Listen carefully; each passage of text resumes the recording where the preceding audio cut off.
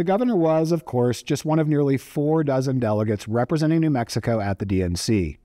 Another is Whitney Holland, president of New Mexico's chapter of the American Federation of Teachers and a longtime educator herself. KUNM's Nash Jones caught up with Holland by Zoom on Wednesday for a look at what happened inside the convention hall this week and some perspective on how the party platform could impact New Mexicans. So in most years, a central role of delegates at the convention is to select the presidential nominee.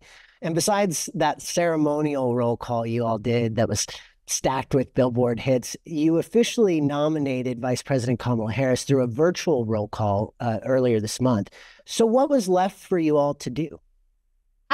Great question. So you're correct. Earlier this month, we completed what was essentially a Google form to do our nomination. And then yesterday, Chairwoman Velasquez got up and read our vote and kind of said, here's where New Mexico lands on this issue. So really like the more formalized part of that process. Okay. And a little bit of a celebration, too, of saying, here's a brief, 2-minute blurb about what New Mexico is all about. And what are the other roles of delegates while you're there at the convention? Yeah. So actually today I went to a labor council meeting. And so that was like-minded. People who belong to the labor movement like myself got together and we heard from speakers and kind of about our issues and what way the party platform is going around those issues. And are you able to have your voice heard through those forums and the like? Yeah, that's a great question. I always feel like not as much as I would personally like, but there is an opportunity usually for questions or answers towards the end of that process. And are you able to then elevate your input or the input of a caucus to the level of the party platform? Today, a little less so. Today was a little more about speakers. We had Senator Bernie Sanders who came in and talked to the Labor Council.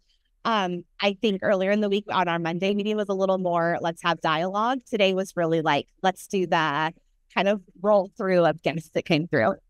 Okay. So I guess I'm trying to kind of understand how the party platform comes together. Yes. And so that exact thing is, I think through this mechanism, earlier in the week, we kind of did that. We're shifting gears now a little bit towards more the bigger speakers, the more performative and celebration elements. The work was done earlier in the week. And so that was when we have those discussions. I've only gone to the Labor Council meetings, but I've had colleagues who go to the LGBTQ one, or we had someone at Women's Rights, and they're doing that kind of dig into the actual policy and platform. Okay. Well, throughout the week while you've been in Chicago, pro-Palestinian protests have taken place outside of the convention, which has faced police in riot gear, several arrests. You are part of the delegate bloc that is advocating for a ceasefire in Gaza.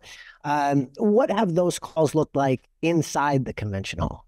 Yeah, so it's been a little bit of a different. Outside, you're correct.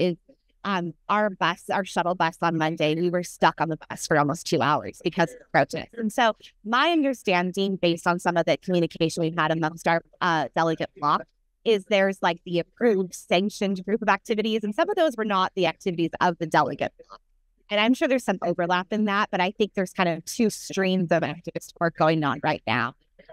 Inside the building, inside those caucus meetings, there's been some disruptions. There's been some of those interruptions as far as speakers and having signs or demonstrations. But for the most part, it's been super respectful. I mean, there is, I think, across the board, an understanding and shared beliefs. And I think they're doing a really good job of navigating that, being respectful of that. We've gotten buttons and flyers to pass out, but ultimately, I mean, things inside the process are moving smoothly. And I think there's room for different perspectives on that issue. And there's room not just for protester voices, but delegate voices as well, like your own? Yes, I believe so, yes. What I've seen so far. Do you believe a ceasefire in Gaza will become part of the official Democratic Party platform? That part I'm not sure of just yet. I think there's still a lot of hesitancy at the higher levels of the party. But I think making progress, there's good conversations happening. I think we're on our way. And I think even the fact that yesterday during the actual the convention, they were saying the words ceasefire in Gaza in a way that I don't think we've heard before. And so there is movement. Whether it's enough, I think will be determined, but I think there is progress.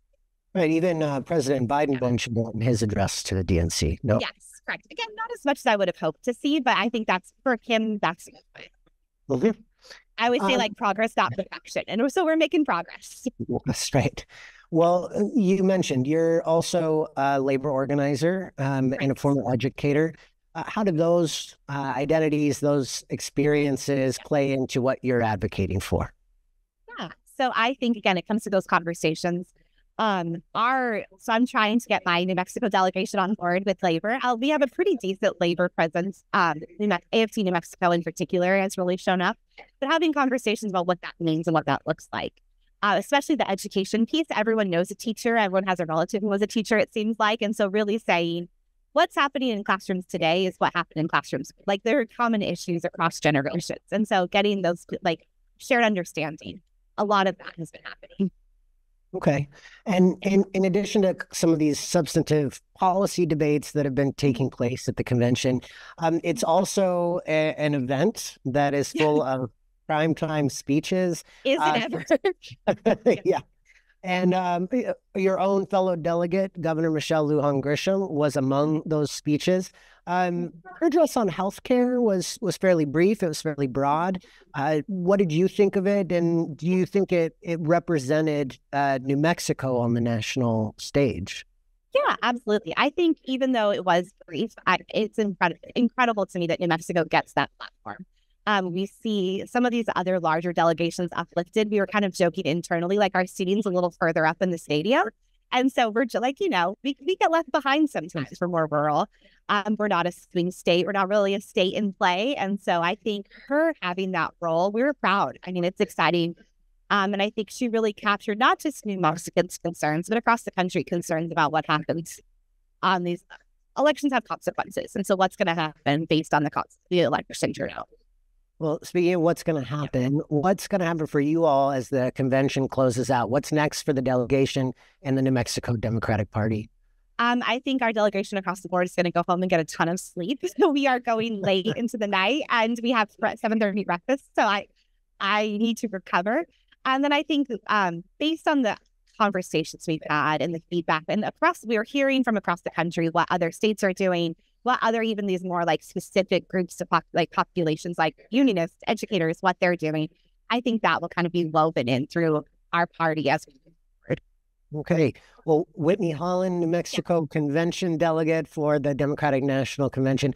Thanks so much for joining us and giving us a little bit of an inside look at what's going on in Chicago. Absolutely. Yes. Thank you so much.